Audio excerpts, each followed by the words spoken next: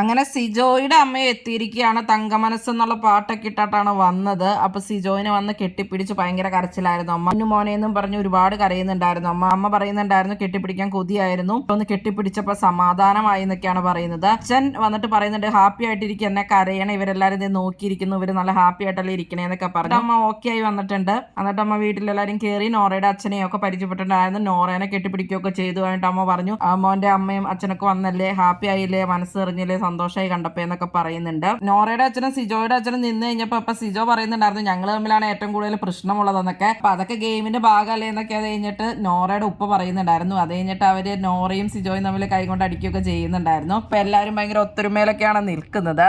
അങ്ങനെ ഇപ്പൊ 3 പേരുടെ വീട്ടിൽ നിന്ന് എല്ലാവരും വന്നു കഴിഞ്ഞു. ജാസ്മിനും റസ്മിനും അപ്പൊ ഭയങ്കര സങ്കടത്തിലാണ്. അവരുടെ വീട്ടിൽ നിന്ന് മാത്രമാണല്ലോ ഇനി വരാനുള്ളൂ. അത് കഴിഞ്ഞിട്ട് അവർ സങ്കടപ്പെട്ടൊക്കെ ഇരിക്കുന്നുണ്ട്. അപ്പൊ നാളെ ജാസ്മിനെയും റസ്മിന്റെയും വീട്ടിൽ നിന്നാണ് വരുന്നത്. അങ്ങനെ നാളത്തോടെ ഫാമിലി വീക്ക് കഴിയുകയാണ്.